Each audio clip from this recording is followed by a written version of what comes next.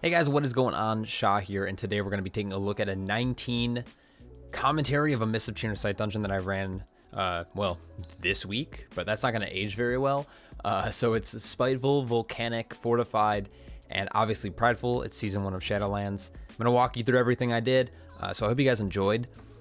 Coming soon, I'm going to be doing a video about, my plan is at least, is to do a video about weaving. And then I have a add-on spotlight video for you guys coming up as well. So look forward to that. If you are interested in those, hit that subscribe button down below. And if you did like this, hit that thumbs up button. It means a lot to me. It lets me know to keep doing content like this. But for now, enjoy. All right, today we're going to be taking a look at a 19 Mists of Tirna Scithe breakdown from my Guardian Druid point of view.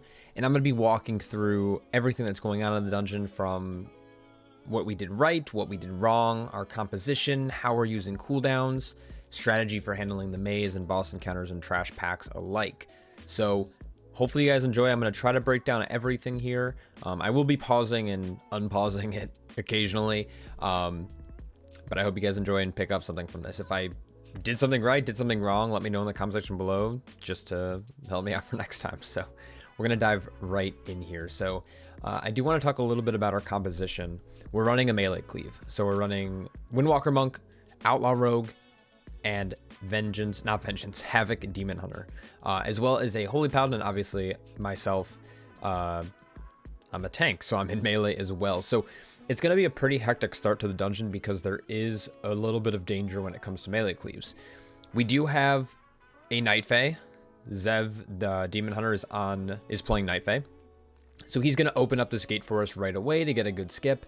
This isn't really required for this skip. This part of the dungeon, skipping through this door, doesn't really gain you or help you really skip any trash percentages.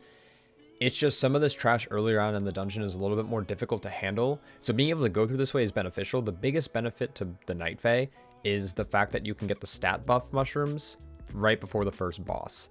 So that's the big reason why having a Night Fae is pretty important in this dungeon. You're also going to have additional battle res, or not battle res, but like res points or graveyard spawns, having a Night Fae in your group. So if you can get a Night Fae, I recommend doing that. These Druss Spike Claws are going to be pretty dangerous, especially for melee. So what we ended up doing here is we actually had a CC, an AoE CC like order. So first we had leg sweep going out on these guys, and then following this leg sweep, we use Nova. So you'll see that's done here. And then following that, I'm going to roar, and we're going to just try to lock down these guys however we can, because when they jump, they cleave everything within 4 yards, and they apply this bleed. So this stacking bleed that you see on everyone is just from melee jumping. So we're popping a lot of defensives here. You see Blur come out. You see Touch of Karma.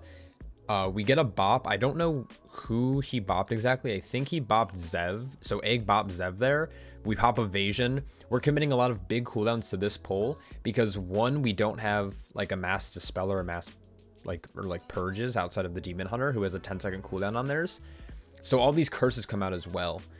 Once you drop combat, this curse should fall off. But for the meantime, I'm trying to dispel whoever I can, because if these spiteful mobs happen to melee someone with that damage taken increase, they're gonna die. On a 19, spiteful mobs hit ridiculously hard, and it's physical damage. So classes with less armor are gonna suffer a little bit more. This pull is when I'm opting to use my Incarnation cooldown, and we're also using Egg's Ashen Hollow here. So this is not only gonna help us stay alive through healing, but it's also gonna provide a good bit of damage because this is a fairly dangerous pull. These Druss Harvesters are going to pretty much be the priority. We want to try to lock them out as much as possible. And these Soul Cleavers do a lot of damage onto the tank as well. So healers want to make sure you're dispelling. If you're playing Kyrian, actually the file doesn't work if you're playing Kyrian, so scratch that. If you have a way to remove those kind of effects, do it. And then lastly, these Villagers are kind of annoying. Make sure you're facing this frontal away from the group. Melee are typically stacking up behind the mobs, and I'm facing this mob away from the group. So we did commit a lot of big cooldowns to these first two pulls, and then following this pull, we're actually going to be shrouding to get some to skip. The issue with this week in particular with Spiteful is that it keeps you in combat. So if you ever plan on doing any kind of shroud skip, or you're trying to let a rogue re-stealth, for example, you have to be careful about chain pulling. If you keep chain pulling, your rogue's not going to be able to get stealth. Your Feral Druid's not going to be able to get stealth, or whatever classes you might be playing with. We're going to Shroud here. There's other ways to skip that pack, but we just use the Shroud. And then what we do is we have Zev open up this gate, and this gate is going to allow us to have these stat buff mushrooms. This very first pull here, I actually decided to take the purple mushroom. The purple mushroom gives you 10% stamina. And I find this a little bit more useful to survive this pull, because this pull is really dangerous for tanks. And on top of that, the Soul Cleavers do a lot of melee damage, so I actually get a root here on this far Soul Cleaver, just so we can get these Harvesters down. We don't have a lot of offensive cooldowns going. I think the only one that we have up is probably Cutilate's Adrenaline Rush. And we're just waiting for this pack to get a little bit lower before I pull him this Soul Cleaver. The Soul Cleavers have like an enrage effect. It's not purgeable or anything, but they buff themselves to have like increased haste and increased damage. So you just want to be careful when that buff is active and make sure you're using cooldowns here. So I am using Barkskin while I go into this next Soul Cleaver and making sure I have Iron for up. And then I'm going to be kiting pretty quickly. I get a mastered on these Spiteful Shades, and then I'm going to just be kiting out the Soul Cleaver. And then as I'm kiting, I'm going to make my way back into that room with the mushrooms, and I'm going to trade out my stamina buff mushroom for a agility stat, because agility is obviously better. That pull as a Guardian Druid, there's just so much magical damage and so much physical damage. It's just really dangerous, and having the increased health pool, I find a little bit more beneficial than having increased agility. So this pull, I've seen a lot of controversy or a lot of different ideas of how this pull should be executed. Some people like to pop both of these Druss bow breakers to 50% at the same exact time and then commit cooldowns to that. What my group ended up doing is pushing 1 to 50%, and when they get to 50% health, they do this furious thrashing. So it's based on a health percentage. So if you push one at a time, you might not have to commit as many cooldowns. We did pop Darkness there from Zev to kind of help avoid some damage. The healing was pretty minimal there, and I mean, it did heal about 50k, or prevent 50k damage, I should say, which is not too bad. And then once that one's at 50% and we recover a little bit, we're going to pop the next one down to 50 eventually. This pull is pretty scary. I ended up popping Incarn. I was trying to hold it. Sack goes out on me, and I have Incarn up. We still have Wings, which I think Egg is holding here for Prideful. And Ashen Hollow will probably come up for Boss. So survive this pull. These guys do a lot of physical damage. It hurts a lot. Use your cooldowns. I still am sitting on a Survival Instinct charge. A second one's about to come actually back up right now. And just push this guy down to finish. This route in particular will then spawn Prideful right here, which we'll then have for Boss. So on a Fortified week, this Boss is going to get melted. Our group has a little bit lower single target than, yeah, it has a little bit lower single target than I'd like to have in a certain group, but we're going to make use of this Prideful buff. So I don't really need to talk too much about Prideful here. It's pretty much everyone knows how to do it by now. These spears will spawn on players and they'll shoot out in the cardinal directions that they're facing, and you just need to dodge them. In an all melee composition like this, you really have to make sure that everyone who isn't obviously targeted by the spear kind of caters to the player who has the spears on them. If you do this, you're going to maximize your uptime. If people keep trying to reposition, some melee might end up being out of melee range, and then you're losing uptime on the boss, or on the Prideful mob. With this Prideful, we go right into Boss. The big thing here is keeping a kick rotation on Ingra. Ingra's the actual Drust boss, and then you have Droman, which is the villager tree man. I don't know what kind of race that he is. But once you push him to 20%, he'll phase and make Ingra take double, increased damage. We hero on pull, because by the time he's stunned, we still have another 15 seconds of hero. He's only stunned for 12 seconds or so, and we still have Prideful buff. So we want to make sure hero is pushing Droman down to get a good push on Ingra with both of the buffs still active. I think most of them are holding offensive cooldowns until Ingra's able to take increased damage, because the hero and Prideful is going to carry direct damage onto Droman. After our first push, we got him to about 45% there. We're going to then continue attacking Droman until Ingra gets stunned again, and then more likely than not, you're going to just be able to tunnel Droman after that. Typically, the rule of thumb to tunnel Ingra, I mean, essentially, if you want to be able to beat his damage immunity, essentially, he eventually will take 99% reduced damage if Droman is active too long without stunning him. He does an ability called Embrace Darkness. The thing here, to keep it, if you ever decide to tunnel, you're typically going to be able to tunnel Ingra sub 20% after the stun. You need to be careful with this because it totally depends on what cooldowns you have up, what level key it is, and what kind of damage your group has available at the time. So with our group, we saw him, like, I think be sub 700k or sub 600k here, and Ingra or Droman had about like 800 or 900k, so it was worth for us just to kind of pump damage into Ingra after this. So that was the plan here, and then we're just having a simple kick rotation. So it'll typically be like Zev, Dave, myself, and then he does, that should reset. It should only be a 3-kick order or 3-kick rotation. Eventually this boss will go down, and then we start rotating towards the front of the room again. Just like the villagers, you want to make sure you're pointing Droman into the wall just for the frontals so no one gets hit by that. And then as soon as they do Tears of the Forest, you want to make sure you kick Ingra and then jolt hard to the left or to the right, whichever way you want to kite, so melee aren't getting clipped by any damage. That fight is super easy. Now the maze has a lot of cool tricks to it. So the maze, if you're not already aware, you have to find the symbol that stands out. It can either be a flower or a leaf, it can be filled in or not filled in, or it could be circled or not circled. So you want to find the one that's like an outlier. So if 3 are circled and 1 isn't, obviously that one is going to be the standout. If there's 3 leaves and 1 flower, the flower is going to be the correct door. Or, you know, if there's 3 filled in and 1 not filled in, that's the correct door. So typically a ranged DPS should handle this, if not a healer. Problem with our composition, we have all melee and a melee healer. It's also a fortified week, which means that while this trash isn't super scary, it's going to pack a punch on the tank when the tank doesn't have cooldowns up. There's also some priority damage that might go out on the group from the stalkers, as well as just like bramble thorns and roots and just kind of AoE effects. So you have to be aware of all of this that's going on. Quick tip, if you don't know this, you have Mistcaller right here, you know, talking. It's kind of hard to see, but she is just chilling here. You can actually see which way she runs. So she's going off to the left door. That means that is going to be the door. You don't have to figure out this very first room at all.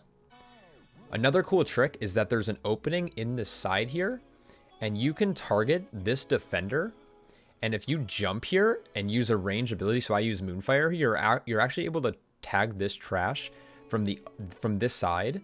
And even though we know that we're going this way, this trash is so much easier to handle than any other trash in the dungeon. So getting extra count here is going to not only benefit our group when it comes to like percentage and easier pulls, but we're also going to have to commit less defensive cooldowns here. And on top of that, more often than not, if you pull it this way, your prideful timings are going to be a little bit better, because if you just do the route normally, your pridefuls like awkwardly spawn like middle of a pack instead of at the end of a pack, and sometimes that can be dangerous with a lot of other different things going on, especially spiteful. So right here, we're running up the hill, we're dropping Ursals, we're trying to do what we can to keep them away. No one goes down, luckily, and we just finish cleaving everything off. So another issue on this week specifically, this isn't like the cleanest dungeon run, to be honest. You'll see in a little bit, we have a couple deaths, but Spiteful does so much damage to melee, and for range, it's like a non-effects. Like, they don't have to worry about it at all, but our group has to worry about it all the time. As soon as one mob dies, if that Spiteful turns and hits them right away, or double hits them, sometimes that happens, the melee DPS is dead, or they have to blow big cooldowns, or they use a cheat death.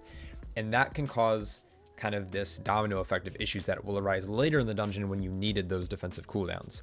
So running an all melee comp this week was not the best idea, but these are all good players and they know how to play their class. And honestly, I didn't have any range players available to do dungeons with, so here we are. So I did want to note this, that's why I backed up a little bit here.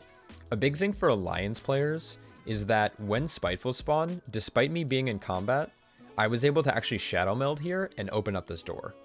So Spiteful won't get everyone in combat, but since I mastered them, I was in combat, but then I was able to just meld it off, so it wasn't an issue at all.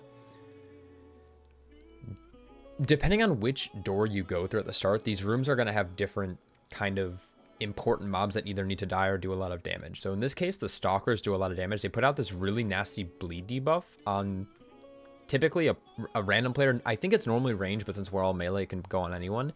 It unfortunately went on Egg. And Egg also sacked me earlier, like right before he got the bleed on him. So he was already low and taking damage, and then the bleed ended up killing him here. So I got a battle res. In hindsight, he should have bopped himself, or he should have bubbled. He should have just bubbled that off and it wouldn't have been an issue. But he tried to heal through it while trying to figure out which door to go through, and it ended up killing him. So now he's running back over this way to try to figure out what door. I'm trying to get into position to help, but I don't want to be too close because I want to be able to eventually get Spitefuls away so whoever's not in combat can open up the correct door that we're on.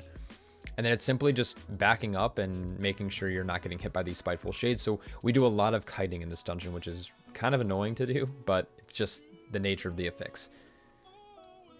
Keep in mind that these enrage effects can increase the damage that these mobs do. Soothe it if you can. Honestly, I didn't do a good job at doing that here. That's in hindsight, I should have been using my Soothe. It's just a global. I'm not taking too much damage. We eventually figure out which door it is. It's this purple or green door here.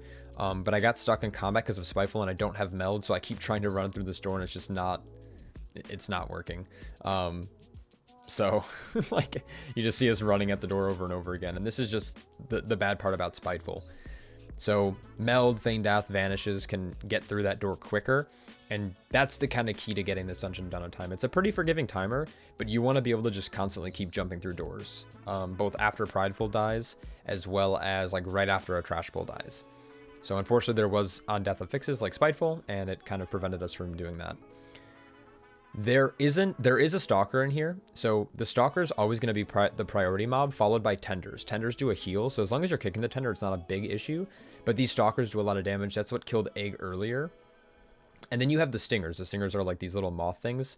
They put out a debuff that needs to get dispelled. If it doesn't just get dispelled and it expires, it's going to probably kill the player it's on.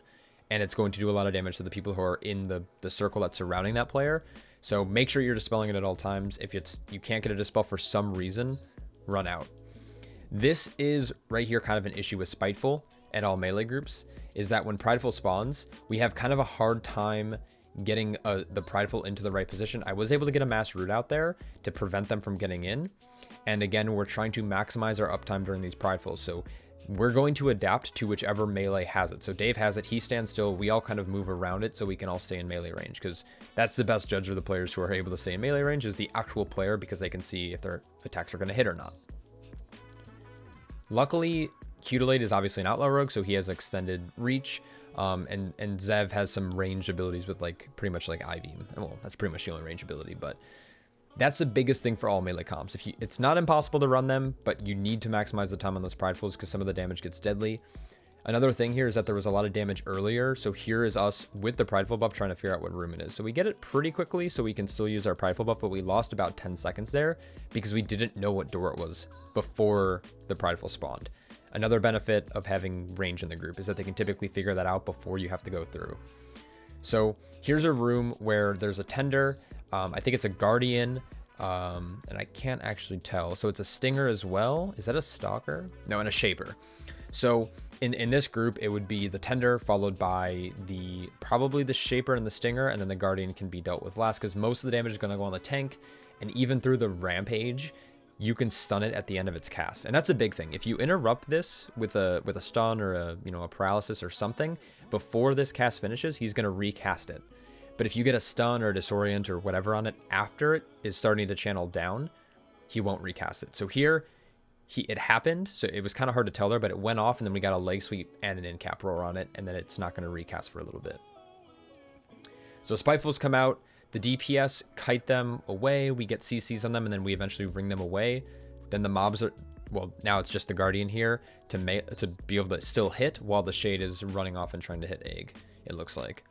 So pretty decent. The big issue with our group though is because we're running all melee, I know I've said this like 5 times already, but we have issues with these doors because there is a fair bit of damage going out and we don't have a range you can easily go around and just find out which door it is well before we need to do anything.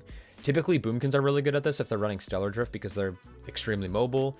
Mages aren't bad with Blink. You just want to be careful because you also need to stand still, but they have Scorch and stuff. So most of the time, mages and boomkins are best. Hunters can. It's just hunters prefer to stand still with like aim shot and whatnot. So that's like the big thing. So here with these mini bosses, you typically have a little bit more freedom to actually run around as a tank and as a healer because it's just one mob and there's not a lot going. Most of it's going on the tank, if anything. Oddly enough, this triple bite is outrangeable. Like you could just step back. It's such a slow cast and all you have to do is walk backwards. If you are going to get hit by it for some reason, use the defensive. It's going to hurt a lot. It's going to hit you like 3 times and it just does a lot of damage. So use a defensive. If not, just back up. It's not that difficult. And then dodge these green swirls. So we know what door it is. We marked it here. And every room is roughly about 6.5%. So keep that in mind when you're clearing through here. We know this next room is going to give us Prideful when pretty much all this stuff dies. Because typically when you get to the 5-pack room, it's the last room, it'll typically go into boss. Because we pulled through the wall in the first room, there is a chance that we're not going to go to the boss next, but it's pretty likely. In this pull, you always want to prioritize like the stingers and the tenders. The tender you mainly want to kick on. Oh, sorry, I didn't mean Shaper, I meant Stalker. The Stalkers are kind of the priority because they put out that nasty bleed. It's actually on me, which isn't a bad thing. But if like earlier, if it's on egg, it's a problem. You can always bop it off. You can always Kyrian Violet. But that's kind of like the priority is the Stalker followed by the tender, because the tenders heal. And then you're going to pretty much cleave everything down. Again, most of these rooms give 6.5%. The very last room gives 7.5 or like 8. It gives a little bit more because there's an extra mob in it. You just want to be mindful of that. Try to cleave everything down when you're getting close to that Prideful, so you can just root everything, Ring of Peace something away, you know, knock them away. Anything that you can do to keep Spiteful away from your melee. Probably going to just skip through this because it doesn't really matter. Another issue is after we get this Prideful down, I think we didn't figure out the door, so we have to do that and waste Prideful buff. I think it ends up being boss though here. So I'm going to skip through the Prideful. I don't think it's that important. Door gets open. It is Mistcaller. We have Hero up and we have Prideful buff. So I think we wait on Hero for some reason. I think we didn't realize it was up yet. And we ended up popping it like a minute into the fight or so, which was not the best. We should have used it. We should have used it as seen fit. Like we should have used it as soon as it came up or as soon as we pulled boss. But that's all right. So the big thing with this boss, you'll see here, if you ever see 2 of these frames, it means that I set this one focus and I have a set focus kick macro. This is really helpful for this boss because you're going to be spending a lot of time trying to CC the Volpin, this freeze tag that spawns. And because of that, I don't want to miss the kick because Patty Cake disorients you for like 6 or 8 seconds, which is not good because then she'll run around and melee random people. There's always a lot of damage coming out from these penalizing bursts. And it's just kind of obnoxious. So most of the time you'll see me still targeting her and you'll just see the 2 frames. But in the case like this where I'll have to tab target away and root and, you know, I'll probably eventually cast a Hibernate on it, which I did right there. During those times, I'm not targeting her and it's just nice to be able to kick without having to worry about like trying to tab target back to her or trying to click on her unit frame or something. So set focus macros are really good. It's not hard to make. You can quickly look it up on Google or Wowhead forums if you don't know how to make one. It's just /cast, you know, @focused, and then you just put Skull Bash or Pummeler or whatever it may be, and it's pretty easy to do. The big thing here is that I am making sure I'm hibernating every one of these Volpin freeze tags that spawn. It's a 40-second CC. It does break on damage, so you have to be careful of like ground effects like Consecration. A few times I think during this fight it does break because of Consecration, but for the most part we're just trying not to cleave, and Roots is like kind of the backup. We also have Demon Hunter Imprison every minute, which isn't bad, but you can only get like every 3rd freeze tag with that, so in the times when that's not up, we just prefer to get a Root and a Hibernate on it. The issue with Hibernate, though, is you have to be careful because you are casting, and because of that cast, you're not really generating a lot of rage, and you're not doing damage. So you're going to notice that my damage down here is like only 1.3k. It's because I'm spending a lot of empty globals trying to cast Hibernate multiple times instead of actually doing damage to Mistcaller. But that's not too much of an issue. If you look here, I have 56 CCs so far down in this corner. I don't know why I'm tracking CCs in this dungeon. That's really weird. Mistcaller also, if you didn't know, she has 3 phases. Or she'll do this penalizing burst kind of illusion mini game phase 3 times. She does it at like 80%, 40%, and 10% health, I think, are the numbers. Don't quote me on that, but you'll essentially get it 3 times. Identify the right target. You don't have to cleave. She's like taking 99% reduced damage, so it's not a huge issue if you can't get her over to the target.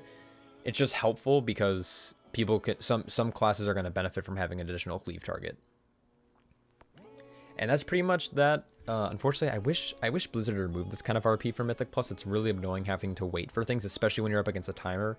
You end up wasting like 20 seconds here waiting for this to go. So if I even fast forward 30 seconds, yeah, we're just getting down to this pack. So I backed up a little bit. As soon as we get down to the bottom of this hill, this staghorn is going to be the priority target almost always. I'm going to set focus it just in case I have to tab target to get aggro back on one of these. I'm always going to get first kick as a tank, and this is only a 2-kick rotation. So you need to kick the shield and then you need to kick the heal. The kicks are like about 20 seconds apart, meaning like the full rotation of the 2 kicks. So there's 2 casts and it's like about a 15-second window, 20-second window before you have to kick again. So if you need to, you can also filter in like a range kick. The shield, if it does get off, it is purgeable by, you know, shamans. You can steal it as a mage, demon hunters, obviously, priests, they can all do that. So just in case you need to miss kicks, or if for some reason you're running like an all range cleave and you just won't have the kicks available, that is an option as well. So right here, we're sitting about 68%. So we have about 12% to go till Prideful. We're right now trying to figure out if we have cooldowns or not. We have Ashen Hollow. I have Incarnation up, which I pop here. We have Metamorphosis that just came up. I think Dave had cooldowns as well. We're going to pop everything here. I meant to pull a little bigger, but I didn't. And I regret it here because we could have just gotten a lot of effective trash down, but we're going to pull big later on with a Prideful buff. So again, Staghorn is priority almost always. You can typically just cleave off of it. And then I'm going to end up... I got like snowplows going by. It's coming down now. So Reavers are going to fly overhead and get pulled in. This isn't like a huge deal. They do a lot of, they leap at random targets and apply this like poison. This poison can get up to high stacks and it does a lot of damage. So having a poison dispel in the group is really good. Guardian Druids, you can do this. Paladins, you can also do this, and Monk tanks, I think you can also help out with that. We have a Windwalker in the group and we have a Paladin, so we have plenty of coverage when it comes to poison dispels. So normally it's not going to be an issue. Shade Spawn, we're going to kill them here because we're going to Shroud. The Shroud probably wasn't as effective as I'd like it to be. The idea for the Shroud was to get... I didn't want to pull a Staghorn, but because Staghorns are priority targets in almost every pull because they heal and they put up a massive absorb shield, pulling one means that you have to kind of target it, which means that if we pulled this Staghorn, we would have gotten Prideful while there's an Acid Gullet, and I think 2 Acid Gullets and a Gorger, or maybe it's 2 Gorgers and an Acid Gullet. So we Shroud through to have an easier pull that we can cleave down, get Prideful, and then we're going to back pull and do a massive pull with cooldowns. So because we used a few cooldowns in that last one, we're going to hold them, or we're going to let them recover here, and then we're eventually going to use them for a bigger pull in a little bit. This pull here, you just need to be careful of like ground effects, and in all melee comp, again, it's kind of hard to do that. So these swirls here, so this is where kind of shit hit the wall. Sack goes out on me, or it's been out on me actually. On pull, I committed my scale as well. Dave dies here. Dave dies here because this, like this green pool here that spawns, these come from, I'm pretty sure, the Acid Gullets or the Gorgers. I think it's actually the Gorgers. I honestly can't remember. No, it's the Acid Gullets. So this giant swirl here will knock you back and do an insane amount of damage. It one-shot Dave. And when I saw this, I was like, shoot, I need to get a battle res on him. So I started running forward, then I got hit and got knocked back. And even through sack, it did 35% of my health and it chunked egg for a bit. There's also this volatile acid that comes out on players. You don't want to be standing on top of each other. So again, with the melee comp, it's a little bit hard to like coordinate that. So because we're on a hill, I got knocked back really far. And I think I took a little bit of fall damage there too. So I'm running back up the hill to try to get into position to get Dave. Thank God he didn't fall off the edge. You can fall off the edge on this map, like off either of the sides. You can't really see it here, like down in this corner. So I got a battle res on him and it's going to be fine. We're going to keep dodging these acids. We're going to move out with these the acids. We're going to dodge the Gullet. I am losing my train of thought here now. Essentially, it's just like watch your feet. Watch your feet, don't cleave each other. This pull is going to die fairly evenly with Spitefuls. And we're also going to have a lot of room to kite in the boss room to dodge Spitefuls once Prideful spawns. So again, we're just dodging everything. So all of these Spitefuls go out. I put down a ring, or Dave puts down a ring. I put down ourselves. I mass root. We pull off to the side, and we're trying to maximize uptime. We have 2 big cooldowns for Prideful. We have Darkness, which can negate a fair bit of damage. It's obviously a little bit RNG if you dodge the damage or not. And then we have Aura Mastery as well. Egg pops wings here because he feels like he's not going to need it up for a next pull because we're going to have the Prideful buff, obviously. And we're going to have a few different cooldowns coming up. We still have meta, Incarnations coming up, Rogue, and Monk have cooldowns. So again, just maximize uptime. Darkness goes down there. Egg bubbles to just keep himself from taking damage so he can focus on healing the group. Egg is running like a full DPS build. He's running like Ashen Hollow with Mad Paragon and like offensive talents and conduits. So that's just something to keep in mind, is that like Egg's going to do a lot less healing, but he's going to do so much more damage. So we have Prideful buff here. I looked up into the air there, up into the tree, because I'm going to pull some Reavers in later. But this is where I'm going to run over here, grab Moonfire Tag on the Staghorn to get kind of start generating aggro while he's running over. And I have Incarnation Pop, so I am not going to take damage this pull. We're going to kick the Staghorn. I have it set focus here just in case I lose aggro on anything else and I need a tab target. We're going to kick the regeneration. I think Dave and Keela kicked at the same time, which is fine. I'm looking up at this tree again to try to see if I can find a Reaver or two. And I'm also losing video quality, which is fine. So I'm still looking up. I'm cutting away, and I'm watching for the kicks if I need to. So there's another kick there. Because I have it set focus and I'm looking at the sky, I don't need to be looking at the ground to see that. And I get a kick again. I tag one Reaver. Sometimes they fly around together and they'll pull at the same time. Sometimes they're all like separated, so you have to pull them down individually, which is actually beneficial because you can pull them as you need, right? Like you might not need all three. So seeing them all fly around at different times, I just had to keep looking up, and I just kept targeting them with Moonfire to pull them down. We have 3 up, which can get pretty dangerous. But because we have 3 poison dispels plus like a rogue who can, I mean, cloak is down, but because we have a rogue who can also have like that immunity, this pulling multiple Reavers isn't going to be scary for our composition. We're going to cleave them down. Same thing, same position. We're going to get Prideful again. We're going to try to knock these Spitefuls away once Prideful spawns. We're going to handle our Prideful and then go into boss. At this point, we're also trying to buy time for Hero. If we didn't sit on Hero as long as we did, we would have had it up at the same time for Prideful, but I think going into Tredova here, we're not going to have Hero. So we get the ring, the shade off to the side. I have root coming up. I'm waiting for it. I don't know if I root here or if we just let it go in. So I root it really close, but it's going to take damage from cleave. We got Fel Eruption on it. It's fine. And again, maximizing uptime. I call out that it's on me. People see that. They adapt and stay in melee range. So same thing happened here. A gets it. Zev's going to move while staying in melee range, and we're all going to position on the opposite side. It's a little bit more movement, but it's better for uptime, which is great. So once the Pride goes down, we're not going to have too much of an issue, right? Like we have Trash Done. We have about 4 minutes left. Hero's going to be coming up shortly as well. So we're looking really good. So what it's going to come down to is, can we execute the boss properly? Even on Fortified Weeks, this boss is still pretty scary. It does learn while you play. So as you keep dodging, the swirls on the ground, it's going to follow your movement that you did before. So you kind of have to shift. There are strategies to have everyone just either like sidestep to the left, sidestep to the right, and do like a dance kind of DDR kind of thing. Or you can shift from side of the map to the side of the map. There's some groups that do like kind of, 4 quadrants. You pull over to this corner, and then when swirls go out, you all sprint over here, and then you all sprint over here, and then you all sprint over here. And by the time you do this, like you're going to have kind of a predicted route, and then you're going to have clear space almost every time, which is nice. So Tredova has 2 casts. One is Consumption, which is shielded, and once you break the shield, then you can kick. And then she has the Infestor cast. The Infestor cast will typically always be kicked by me. That's why I'm setting focus to Tredova, just in case I'm trying to also target the little ads that she's spawning. And then Consumption needs to just be kicked by any kind of melee or any type of DPS. Typically you want to range doing this because of the swirls on the ground. Melee might not be able to connect right away, and it's just additional damage that you're taking. So if you can have a range, in the case of our group, we just have to have a melee. So obviously Rogue would be best, but anyone can kick. So I'm going to target this larva, and I'm going to get a Hibernate on it because we want to reduce it. Like reduce the damage we're going to take for a short bit. I just was trying to buy time for Hero, and then once Hero is up, I'm going to actually end up tagging this and having it come in. I have Incarnation up. I'm sure some cooldowns are coming up here. We're still waiting on meta, but I think Rogue and Monk have theirs rolling.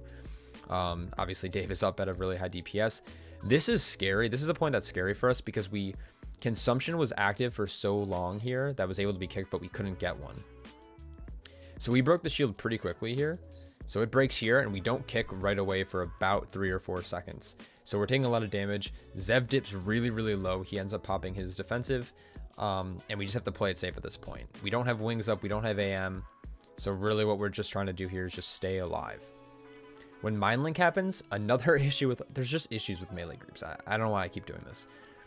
Mind Link is a problem because typically range can just outrange it, and if it goes on them, they're typically out of range and it won't connect with anyone. But with an all melee group, more often than not, it will connect. So typically you'll just have a DPS. The DPS who gets it has to run one way, and then everyone else has to run the other way. Luckily, we have, you know, Demon Hunter, Monk, Rogue, all have really good mobility. The only issue is if it ever goes on Egg. That's when all of us have to blow our mobility to get away from him, compared to like just having Zev or Dave like be able to just roll or Fel Rush out. With ads coming in like this, it gets kind of sketchy with this floor like poop. So you just have to be careful. Like as a Guardian Druid, you can run through it, but DPS just need to be mindful. I did pop Survival Instincts to be able to try to get over there, but I can't. We get a ring down, which in hindsight probably wasn't the best ability because we want these ads to die because Tredova's still at 20% health and they fixate. So I'm going to Dwarf Shadows away. I don't know why. I don't know why I did that. We're going to try to group up here, blow them all up. We have some cooldowns coming up. We just had meta popped, so we're looking good. Once these ads die, we're pretty much just tunneling Tredova. She's sub 100k. We're playing pretty clean. Zev got clipped there, pop defensive, and we're looking good. So that was our time to 19 key. Not the cleanest run. It was a good push week for us. We didn't get as many keys as I'd probably like to, but it was a good push week. Just running an all melee comp sucks.